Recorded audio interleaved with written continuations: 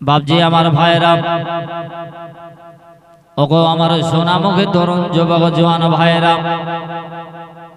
আল্লাহর নবীর বিবি হযরতে মা হাজেরা রাদিয়াল্লাহু তাআলা আনহা, হযরত হাজেরা বলতেছে, স্বামী গো আপনি যান, আপনি কি আপনার ইসলামের দাওয়াত আপনি প্রচার করুন। এমন তো অবস্থায় আমার নবী ইব্রাহিম খলিলুল্লাহ যেন আসছেন নিজের দেশে। নিজের দেশে আপনার আসার পরে ডাক দিচ্ছেন, বলো ওগো দেশবাসীরা, ওগো পাড়া প্রতিবাসীরা গো, আমি নবী ইব্রাহিম আবার যেন আপনার দেশে ফিরে এসেছি। এমন তো অবস্থায় বন্ধু আমার ভাইরা গো, ওই গাদ্দার পাপী আপনার যেন নমরুদের কানে আপনার এলান হলো, নমরুদের কানে আপনার যেন প্রচার হলো। এমন তো অবস্থায় এবার কিন্তু নবী ইব্রাহিমকে বলা হলো, বলো ওগো নবী ইব্রাহিম, তুমি যে তোমার খোদার আপনার যে দাবি করছো, তুমি যে তোমার এক আল্লাহর আপনার যেন গুণগান করতেছ, তোমার যে আপনার এক আল্লাহর যেন আপনার যেন ধর্ম তুমি করতেছ, তবে দেখব তোমার ধর্মর জোর বেশি না আমার ধর্মর জোর বেশি। জোরসে কন্যা সুবহানাল্লাহ। পরীক্ষা নবী ইব্রাহিমকে বলা হলো, ইব্রাহিম বলো যে তোমার ধর্মের দাম বেশি না আমার ধর্মের দাম বেশি, দেখি তোমার আল্লাহ যে কত বড় পাওয়ারফুল, তোমার আল্লাহ যে কত বড় ক্ষমতা, আমি কিন্তু নমরুদ তোমার দেখতে চাই। বলে তাই? বলে কেন, কিভাবে? বলে তোমার সঙ্গে যুদ্ধ হবে, তুমি যদি যুদ্ধতে জয় করতে পারো তাহলে তোমার এক খোদাকে মেনে নেব, এক আল্লাহকে মেনে নেব, আমাদের ধর্ম ছেড়ে কালমা পড়ে তোমার মুসলমান হবে। বলুন সুবহানাল্লাহ। এ বাবাজি আমার ভাইরা, আমার যেন নবী ইব্রাহিমের পক্ষে কেউ ছিল না বাবা। এমন তো অবস্থায় আল্লাহ আল্লাহ আল্লাহ গো, এমন তো অবস্থায় যুদ্ধ ঘোষণা হয়ে গেল। এবার কিন্তু একদিকে আমার নবী ইব্রাহিম আর একদিকে হাজার হাজার যেন আপনার বেঈমান দলেরা, নমরুদের দলেরা, ওই যেন আপনার ফিরাউনের দলেরা, তারা বাবা আপনার যুদ্ধ ঘোষণা করেছে। আমার নবী ইব্রাহিমকে আপনার হুমকি দিচ্ছে, দেখো তোমার আল্লাহ আজকে লড়াই হবে, তোমার আজকে তোমার এক আল্লাহর আজকে ক্ষমতা পরীক্ষা করা হবে। এ নবী ইব্রাহিম এসো এসো, তোমার আল্লাহর সঙ্গে আজকে আমরা যুদ্ধ করব। আমার নবী ইব্রাহিম একাই, ওইদিকে আপনার আস্তে আস্তে এরা যেন আপনার আস্তে আস্তে ঝুঁকে যায়, আর আমার নবী ইব্রাহিম খলিলুল্লাহ যেন আপনার ওইদিকে আপনার আস্তে আস্তে হটে যায়। কেন? যে এদের দল বিশাল ভারী, হাজার হাজার মানুষ, কিন্তু আমার নবী ইব্রাহিম খলিলুল্লাহ হচ্ছেন একাই। নবী ইব্রাহিম খলিলুল্লাহ আল্লাহ পাক আল্লাহ তাআলার কাছে আপনার দুই হাত তুলে আপনার দরখাস্ত করছেন, রব্বুল আলামিন মাবুদ মাওলা গো, আয় আল্লাহ ওই আপনার ইব্রাহিম ওই আপনার নমরুদের সঙ্গে আজকে যুদ্ধ ঘোষণা হয়েছে, আল্লাহ গো ওদের দল আপনার ভারী, ওদের দলে আপনার যে অনেক মানুষ, হাজার হাজার মানুষ রয়েছে গো আল্লাহ, অতএব আমি তাদের সঙ্গে একা কেমন করে লড়াই করব। আল্লাহ গো তুমি হলে ইজ্জতের মালিক, তুমি হলে মরণের মালিক গো আল্লাহ, তুমি হলে হায়াতের মালিক, তুমি হলে মান সম্মানের মালিক গো আল্লাহ। আল্লাহ গো তোমার ক্ষমতা খানা একবার তাদেরকে দেখিয়ে দাও। মহান আল্লাহ পাক আমার আল্লাহ রব্বুল আলামিন ফেরেশতাদেরকে ডাক দিয়ে বলেন, ফেরেশতা ওগো আমার ফেরেশতারা জলদি করে যাও, আর তোমরা করো কি আপনার যেন মশা হয়ে যাও, আর মশা হয়ে যাওয়ার পরে ওই নমরুদের লোককে তোমরা জব্দ করে দাও। এমন তো অবস্থায় আল্লাহ পাক আল্লাহ তাআলার হুকুম পেয়ে ফেরেশতারা সবাই যেন আপনার রূপ ধারণ করলো, মশার রূপ হয়ে মশা হয়ে যেন আপনার এমন ভাবে বাবা এমন হয়ে চাপ হয়ে চলে আসে যে আপনার দিনের বেলাতে ওই অন্ধকার আপনার মা আপনার যেন দিনটাকে আপনার পুরো অন্ধকার হয়ে গেল বাবা, আর যেন ঠিকভাবে কেউ যেন দেখতে পায় না। আপনার এমন তো অবস্থায় ওই আপনার মশার মধ্যে একটা ছিল ট্যাং ভাঙা ন্যাংরা মশা, ট্যাং ভাঙা, এই ট্যাং ভাঙা মশাটা ন্যাংরা মশা ও আপনার করলো কি, সেই মশাটা যাওয়ার পরে নমরুদের নাক দিয়ে ঢুকে তার ব্রেনটে মগজে আপনার গিয়ে টাচ করছে। আর নমরুদ কিন্তু আর সহ্য করতে পারছে না, লোকজনকে ডাকছে, বলে ওরে শোন, তাড়াতাড়ি শোন। বলে বাদশা কি হয়েছে? বলে আমার মাথাতে যেন কি ঢুকলো, দেখ একটা মশা মনে হচ্ছে ঢুকে গেছে। তোরা আমার মাথাতে আপনার আওয়াজ কর, কি করে বের করবো, আমি শান্তি পাচ্ছি না, আমার কষ্ট হচ্ছে, তাড়াতাড়ি আমার কাছে আয়। লোকজন সব অনেকে আসার পরে আপনার বলছে বাদশা, বলে হুজুর আপনি কি করলে শান্তি পাবেন? বলে এক কাজ কর, আমার মাথাতে মারতে শুরু কর, মাথায় আওয়াজ কর, মাথাতে আপনার ঠক ঠক করে মারে, মারতে মারতে মারতে বলে যত মারছে তত তাকে ভাল লাগছে। নমরুদ বলছে এক কাজ কর, আমার পায়ের এই দিয়ে মেরে হবে না, আপনার আমার পায়ের খড়ম দিয়ে আমার মাথাতে টাচ কর। নমরুদের কাঠের আপনার খড়ম ছিল, সেই পায়ের কাঠের খড়ম দিয়ে আপনার মাথাতে মারতে শুরু করলো, আর মাথাতে মারে, আর তত আপনার যত মারে তত কিন্তু আপনার মশা কিন্তু তত তার মাথাতে আপনার ঘুরবে। তার মাথা কিন্তু আপনার যখন আপনার খারাপ করে, এ কিন্তু যন্ত্রণা সহিতে না পারার পরে হাত থেকে আপনার খড়মটাকে কেড়ে নিয়ে আপনার খড়ম দিয়ে নিজের মাথাতে মেরে নিজের মাথাকে ফাটিয়ে দিল, আর মশা আপনার বেরিয়ে গেল। আর আপনার দেখা গেল এক আল্লাহর ক্ষমতা তাকে দেখিয়ে দেওয়া হলো। জোরসে বলেন সুবহানাল্লাহ, জোরসে বলেন নারে তাকবীর, নারে তাকবীর, নারে রিসালাত, নারে রিসালাত, মাসলাকে আলা হযরত দ্বীন ইসলাম জিন্দাবাদ। ব্রাদার, এই ছিল আমার নবী ইব্রাহিমের আল্লাহ পাকের সঙ্গে এরকম আপনার বন্ধু। বলুন সুবহানাল্লাহ। এ বাবা, এমন তো অবস্থায় এবার কিন্তু আপনার দেখা গেল আমার নবী ইব্রাহিমকে তারা আপনার জালেমের দলেরা, অন্যায় অত্যাচারী দলেরা বাবা আপনার জন্য নবী ইব্রাহিমকে ধরলো, ধরার পরে তাকে আপনার বেঁধে রাখা হলো। এমন তো অবস্থায় এবার কিন্তু হুকুম করা হলো এক কাজ করো, আপনার যেন জঙ্গল থেকে শুকনো কাঠ গড়িয়ে নিয়ে আসো। আর কাঠ গড়িয়ে নিয়ে আসার পরে এক জায়গাতে করা হলো বাবা, এক জায়গাতে করার পর আমার নবী ইব্রাহিমকে যেন আপনার পুড়িয়ে দেবে গো, আপনার নবী ইব্রাহিম নবীকে যেন আপনার আগুনে জ্বালিয়ে দেবে বলে তারা করলো কে, আপনার নমরুদ বানালো আপনার যেন আপনার আঙ্গার তৈরি করলো, আগুন জ্বালিয়ে দিতে বললো। বাবা গো শুধু তাই নয়, যে জায়গাটা আগুন ছিল ওই জায়গাটা গোল করে আপনার ঘিরে দেওয়া হলো। জ্বলন্ত আগুন তপ তপ তপ তপ করে কাঠের আগুন জ্বলছে, আর ওই জ্বলন্ত আগুনে আমার নবী ইব্রাহিম নবীর হাত ও পাকে বেঁধে আপনার ঝুলিয়ে আগুনের মধ্যে আপনার নিক্ষেপ করে দেওয়া হলো, ফেলে দেওয়া হলো।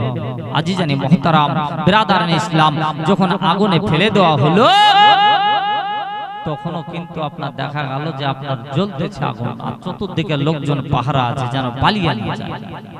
জোরসে বলেন সুবহানাল্লাহ। দরদে মুসলমান, ওগো আমার শুনতে মুসলমান, ওগো আমার যুবক ভাইরা শুনে যাও ভাই, এমন তো অবস্থায় আমার নবী ইব্রাহিমকে জ্বলন্ত আগুনে ফেলে দেওয়া হলো। এক দুই করতে করতে আগুন যখন আপনার পড়তে পড়তে পড়তে যখন বাবা আপনার কয়লা হয়ে গেল, ছাই হয়ে গেল, লোকজন বলছে দেখ বোধহয় ইব্রাহিম আছে না মরে গেছে, না আপনার পুড়ে আগুনের আপনার সাথে আপনার যেন ছাই হয়ে গেছে। এমন তো অবস্থায় আপনার যখন গেট খুলে গিয়ে আপনার দেখা হলো বাবা, যে আপনার দেখা গেল আমার নবী ইব্রাহিম পোড়া তো দূরে থাক, আমার নবী ইব্রাহিমের গায়ের একটা পশম পর্যন্ত আগুনে আপনার জ্বালতে পারেনি, পোড়াতে পারেনি। বলেন সুবহানাল্লাহ। এ মুসলমান,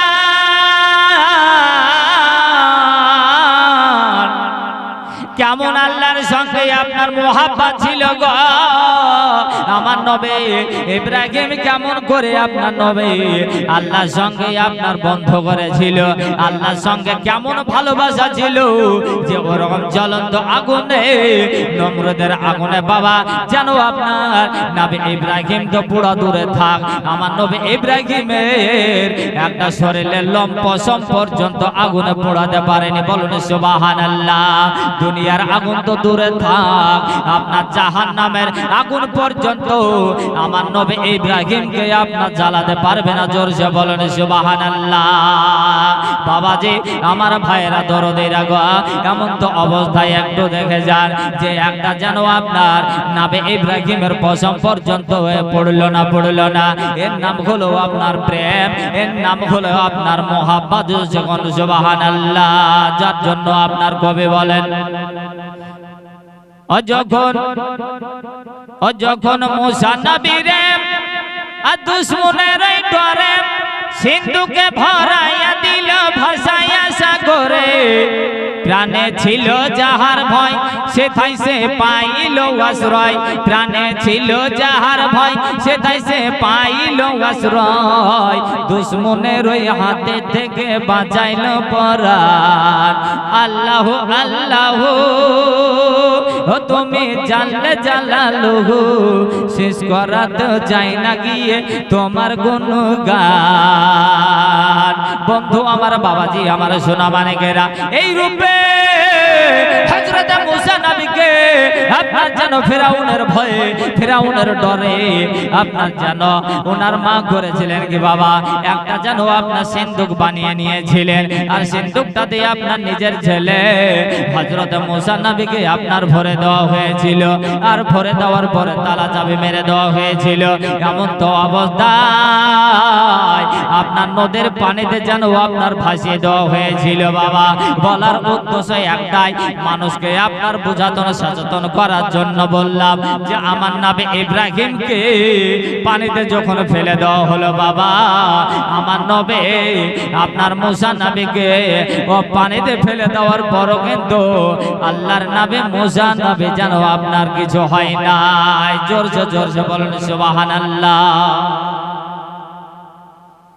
বন্ধু আমার বাবাজি আমার মুসলমান, এমন তো অবস্থায় বাবা চলুন এইদিকে আপনার একটু বলে যায় যে আমার নবী ইব্রাহিম খলিলুল্লাহর এই সমস্ত আপনার যেন মজেজা দেখে, আপনার যেন এই সমস্ত দৃশ্য দেখে নিজের যা যা যেন আপনার বলতেছে, বলে ভাতিজা ইব্রাহিম গো, আমি তোমার কাছে একটা কথা বলে যাই ভাতিজা, আমি শোনো আমার বেটে, আমি তোমার কাছে একটা আপনার কথা আপনার দাবি রাখবো ভাতিজা ইব্রাহিম, যদি তুমি আমার দাবিটাকে আপনার মেনে নিতে পারো তাহলে আমি তোমার কাছে কালমা পড়ে তোমার এক আল্লাহকে মেনে নেব। ইব্রাহিম নবী বলতেছেন চাচা আপনার দাবিটা কি বলুন। বলে ভাতিজা আমার বেটি আছে, তা আমার বেটি যদি আপনার সায়েরাকে তুমি যদি আপনার বিয়ে করো তাহলে তোমার কাছে আমি কালমা পড়ে মুসলমান হয়ে যাব। আল্লাহর নবী ইব্রাহিম খলিলুল্লাহ বলতেছেন চাচা এটা কেমন করে সম্ভব, কারণ হচ্ছে আমি তো একজন বিবাহিত পুরুষ, আমি আমার মামার বেটির সঙ্গে আমার বিবাহ হয়েছে, অতএব বলছেন যে আপনার বেটিকে যদি আমি বিবাহ করি তাহলে কালমা পড়বেন, তবে আমি কিভাবে সম্ভব। বলে ভাতিজা যদি তুমি করো তাহলে আমি তোমার কালমা পড়ে মুসলমান হব, নচেত কিন্তু আমি মুসলমান হব না। বলো বাবা তুমি কি বলতে চাও। আবার চিন্তা করছেন, আমার আল্লাহ ডাক দিয়ে কয় বলে ওগো আমার নবী ইব্রাহিম, ওগো আমার বন্ধু ইব্রাহিম গো, তোমার যে চাচার মেয়ে রয়েছে আমি সায়রার সঙ্গে আমি আল্লাহ তোমার যে বিবাহকে আমি আল্লাহ কবুল করে নিয়েছি, তোমাকে বিয়ে করতে হবে। এমন তো অবস্থায় আবার যেন আপনার দ্বিতীয় বিবাহ করলেন বাবা, নিজের যেন আপনার চাচাতো বোনের সঙ্গে বিবাহ হলো। আল্লাহ আল্লাহ, এমন তো অবস্থায় দুই বিবিকে নিয়ে আপনার সংসার শুরু হলো বাবা। আস্তে আস্তে আস্তে এবার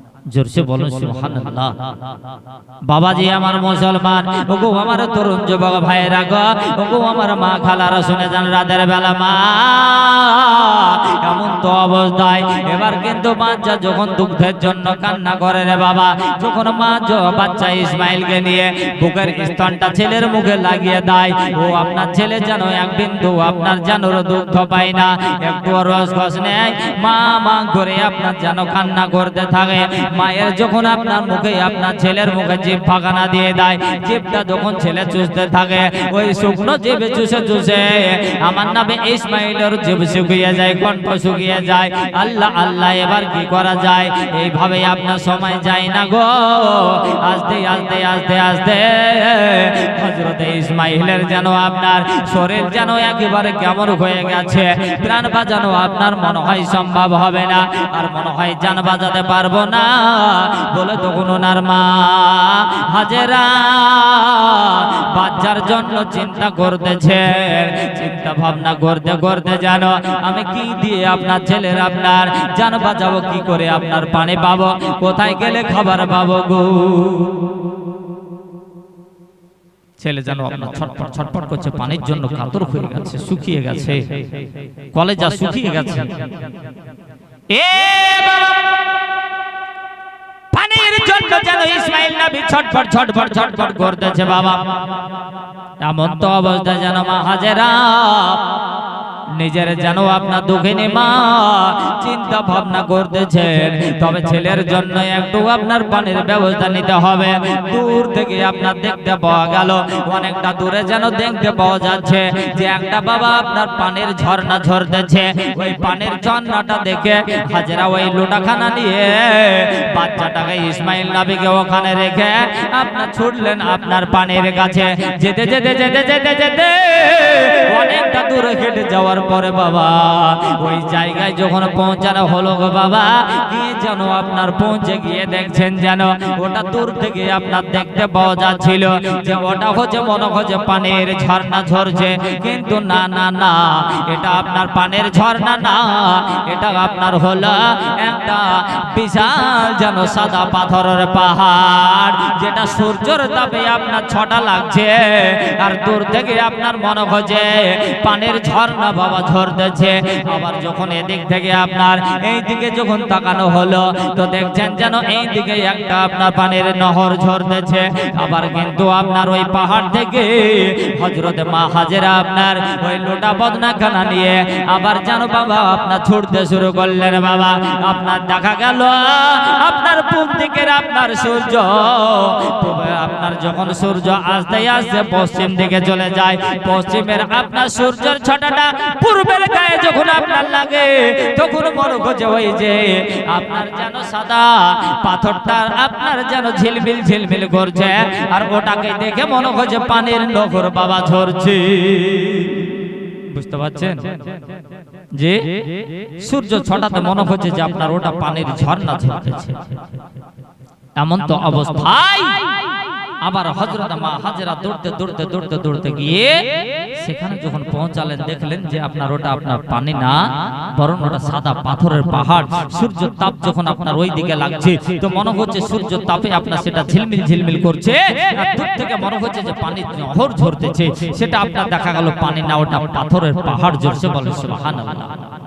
বাবাজি আমার মুসলমান শুনে যান বাবা, বাবা কাকা আপনার অনেকের হাজিগণেরা হজ করতে যান, হজ করতে যাওয়ার পরে দেখেন প্রত্যেকটা হাজিকে বাবা আপনার এই পাহাড় থেকে ও পাহাড়, এই পাহাড় থেকে এই পাহাড়, এইভাবে দৌড়াতে দৌড়াতে 7 বার কিন্তু দৌড়াতে হয়। বলেন সুবহানাল্লাহ। কেন দৌড়াতে হয় একটু বুঝে নেন। এই জন্য আপনার দৌড়াতে হয়, হযরত মা হাজেরা রাদিয়াল্লাহু তাআলা আনহা উনি যেন বাবা আপনার এই পাহাড় থেকে ও পাহাড়, আর ও পাহাড় থেকে আপনার এই পাহাড়, একবার না দুইবার না বাবা, এই পাহাড় থেকে ও পাহাড় পাহাড় দৌড়াদৌড়ি করতে করতে 7 বার যেন আপনার দৌড়েছিলেন, বলুন সুবহানাল্লাহ। ও বন্ধু আমার শোনা মানিকেরা গো, 7 বার দৌড়ানোর পরে এইভাবে আপনার প্রত্যেকটা হাজিগণের আপনার জিলহজ মাসে যখন হজ করতে যান, প্রত্যেকটা হাজিকে আপনার এই পাহাড় থেকে ও পাহাড় আপনার যেন 7 বার যেন আপনার দৌড়াতে হয়। এটা হচ্ছে আপনার মা হাজেরা আপনার হলো সুন্নাত, বলেন সুবহানাল্লাহ। ও নবীর হি প্রেমিকেরা দিশে হারাও গো মরণের ভয়, করে না প্রেম তো মরে না। নবীর আশিকেরা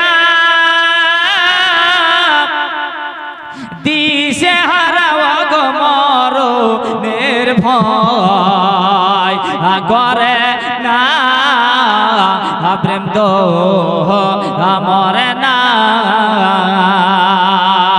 প্রেম করেছে আর মুসা নবী